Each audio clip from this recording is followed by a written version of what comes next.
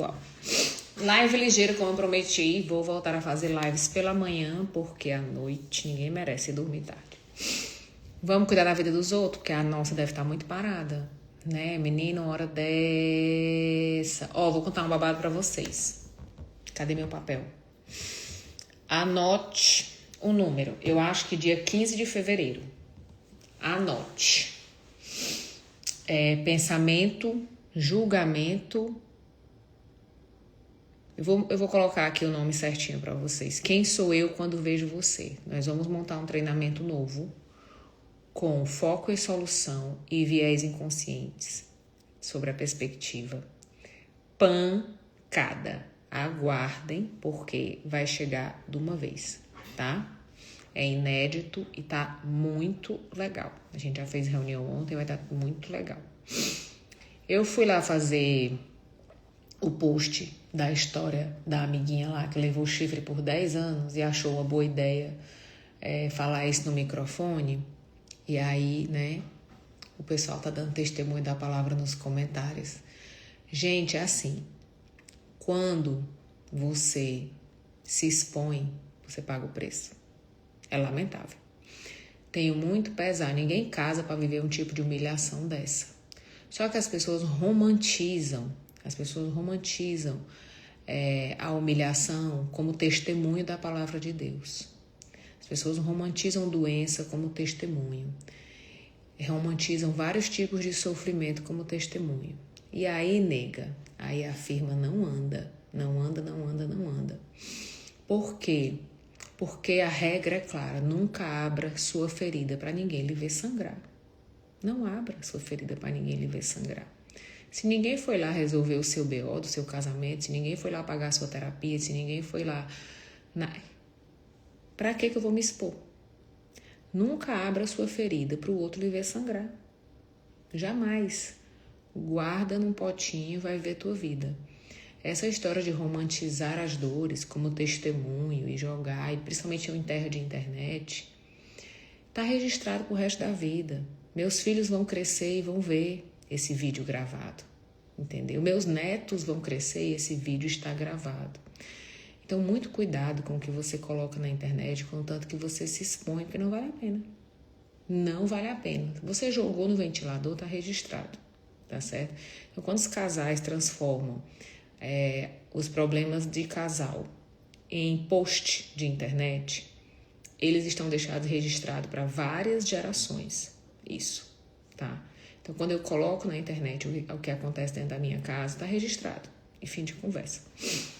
Então, infelizmente, quando os casais resolvem jogar no ventilador, os filhos lá na frente vão ver isso, os netos vão ver isso. E aí já viu, né? Daí pra frente é só pra trás. Vou repetir a frase do milhão. Não abra sua ferida pro outro lhe ver sangrar. No dia, acho que dia 15 de fevereiro, mas eu vou confirmar, nós vamos fazer um treinamento novo, com viés inconscientes, comunicação e foco em solução. Guarde essa data, porque sempre a primeira turma é muito privilegiada. Sempre a primeira turma de qualquer curso é bem privilegiada. Quem está comigo há mais tempo sabe disso. Então, quando for alguma coisa nova, corra. Não perca, não. Corra, tá? Porque a segunda turma já vem com mais filtros, vamos dizer assim. E eu vou abrir também a turma de supervisão para os terapeutas, tá? É lamentável o que eu tenho recebido de depoimento. Eu trabalhei sempre no pós-merda. Ou seja, a pessoa vai fazer uma constelação, vive um trauma, uma desgraça, uma coisa horrorosa e ela vem para mim. Ou estudou constelação, não aprendeu nada, vem para mim. Infelizmente, no Brasil, a gente não tem uma preparação para trabalhar com terapia. Mesmo na faculdade de psicologia, eu quero dizer que a gente faz muito pouca clínica, muito pouco orientação. Na faculdade que eu fiz aqui na Europa, em Portugal, a gente tem mais. A gente tem clínica desde o primeiro semestre, a gente faz a observação em clínica, não como direto, mas como observador, né? Então, depois de 3, 4 anos, você tem um maior convívio. Na faculdade que eu fiz no Brasil, a gente só tinha clínica lá no final e muito pouco. Então, o que acontece? Eu não sei o que fazer quando está eu e o cliente, porque na sala de aula é tudo muito parecido. Quando a gente está fazendo curso de imersão, quando a gente está fazendo práticas sistêmicas, todo mundo tem mais ou menos o mesmo grupo social, ou seja, a gente tem mais ou menos as mesmas dores, as mesmas questões. E aí, nega, quando eu vou para ficar de frente para o cliente, o chão se abre na minha frente, porque eu não tenho experiência nesse lugar. Só tem eu e o cliente e aquilo que eu guardei até aqui. Só que às vezes eu guardei muitos conceitos, às vezes eu guardei muitas frases prontas, no caso dos constelas, muita coisa enrijecida. E quando o cliente fala, eu fico procurando dentro daquilo que eu decorei, o que é que serve para eu passar para ele para resolver o problema dele. Isso não é terapia, isso é doutrinação. Tá? O cliente não vem ter aula de constelação, ele não vem ter aula de teoria sistêmica, ele não vem ter aula de Maturana, de Virginia Satir, ele vem resolver o problema dele. E a primeira coisa que eu preciso dar para ele é acolhimento e escuta. A maioria de nós não sabe fazer isso, porque a maioria de nós tem uma postura, porque nós somos um país colonizado, né? Tem a postura de entregar uma solução para o outro e convencer ele de que essa solução é muito boa. E isso piora quanto mais eu estudo. Quanto mais eu estudo, mais eu tenho uma chancela que me diz que a solução que eu montei para a sua vida é a melhor e que a sua tarefa é executar o meu plano. E isso não é terapia, isso não é processo terapêutico, tá certo? Isso é qualquer coisa parecida com loucura, tá? Você vai ver muito isso nos casamentos. Principalmente as mulheres que estão com índice de ansiedade muito grande, gente, tá difícil, tá? As mulheres estão com nível de ansiedade muito grande, elas não falam mais com o marido, elas só gritam e dão ordem. É só cobrança e reclamação, cobrança e reclamação. Eu acompanhei um casal, né? Às vezes quando eu atendo casal, com o tempo da paciência, que o cara tava na terapia, aí ele levantava pra pegar uma caneta. Ela, não é essa caneta! Ele nem voltou com a caneta ainda, a mulher já gritava. Aí, meu Deus, tu não sabe onde tá nada nessa casa, tudo sou eu, tudo não sei o quê. E o homem lá voltando com a caneta na mão, porque ele tinha que anotar alguma coisa da ferramenta. Então, assim, se a gente não se cuida, a gente se adoece e adoece as pessoas ao nosso redor. Infelizmente, é assim que funciona. Se eu não vou para terapia, como eu já disse antes, dinheiro de terapia não se negocia. Dinheiro de terapia não é opção, tá? Dinheiro de terapia não se negocia. Terapia não é dinheiro que sobra. Terapia é prioridade. Ou a gente vai acumulando, nós estamos numa sociedade narcísica, nós estamos numa sociedade ansiosa, nós estamos numa sociedade extremamente estressante.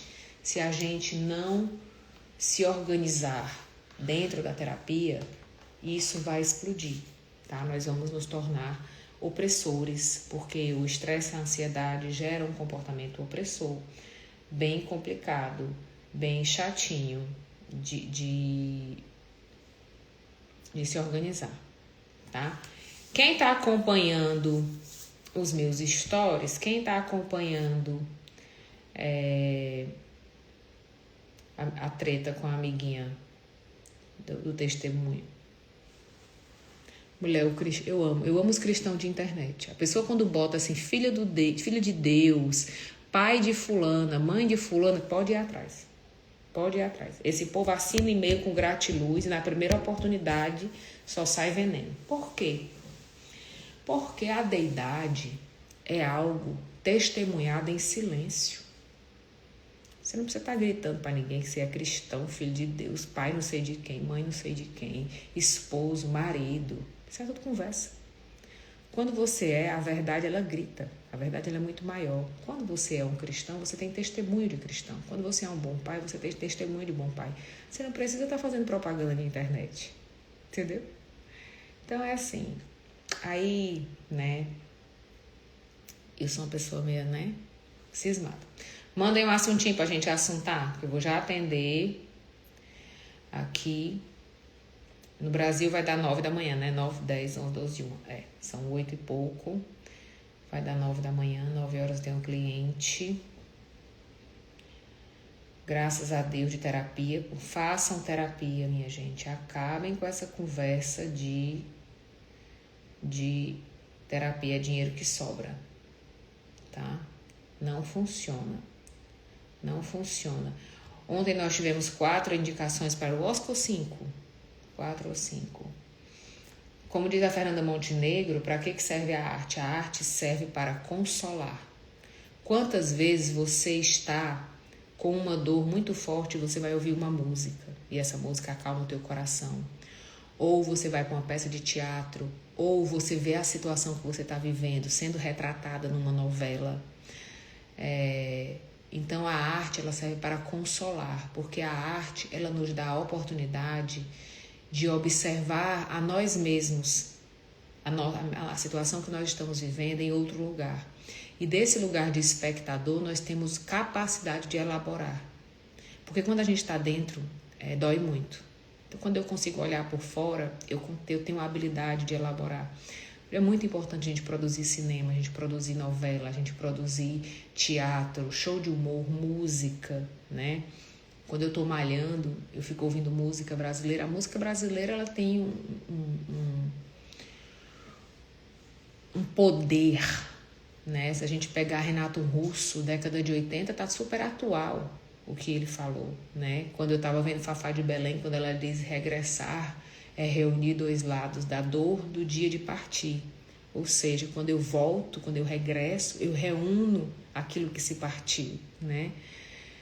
E na mesma música ela diz, o anzol dessa paixão me machucou, hoje sou peixe e sou meu próprio pescador, né? Quando eu viro predador de mim mesmo após um trauma. Quem trabalha com clínica vê isso todo dia, né? A vítima se torna opressor de si mesma. A vítima de abuso, por exemplo, ela se coloca em situações de abuso e vai repetindo esse padrão porque ela não foi acompanhada, não foi cuidada, tá? E aí ela não sabe viver fora do abuso, ela fica presa naquela situação. E aí ela vai repetindo aquela situação o tempo todo. Então a arte ela serve para consolar. Essa é a importância da gente ter premiações de arte. Para que a gente continue se estimulando nesse lugar, né? O teatro dramático, a própria constelação que eu trabalho, ela nasce do teatro, né? Da união do teatro, da arte com o processo terapêutico, com o teatro dramático de Moreno, né? Moreno chama, a teoria de Moreno se chama psicodrama, porque em alemão o termo representação, como para nós também existe, é utilizado para representação comercial. Essa representação de teatro, ela só é chamada de dramatização, o que para nós também existe. Só que em português nós temos mais opções de palavras, né? O alemão é o idioma mais restrito. Então, por isso que se traduziu Moreno para psicodrama, não para psicorrepresentação. Mas o que Moreno descobriu foi que na arte dramática, na representação, ali surgiam as falas não ditas das pessoas, das relações. Então, quando eu colocava as pessoas para representar a família de alguém, ali surgiam as falas não ditas naquela família que estavam causando conflito. Vocês percebem como quando a Fernanda Montenegro disse que a arte serve para consolar? A arte é um mecanismo terapêutico muito forte, desde a terapia ocupacional, desde a representação, né, que o Moreno trouxe com a questão do teatro, de tudo isso. Se a gente não tem essa clareza, a gente vai entrar num discurso que está muito na moda, que é esquerdista, bolsonarista, e não sei, todos os istas que estão disponíveis hoje no nosso discurso, e eu vou odiar alguém, e eu vou odiar a arte, eu vou rejeitar a arte, vou ficar naquela conversinha de briga de Lei Rouanet, etc, etc, que é uma briguinha tão vazia, tão baixa, e a gente vai perder esse conteúdo. A arte salva, a arte cura, tá?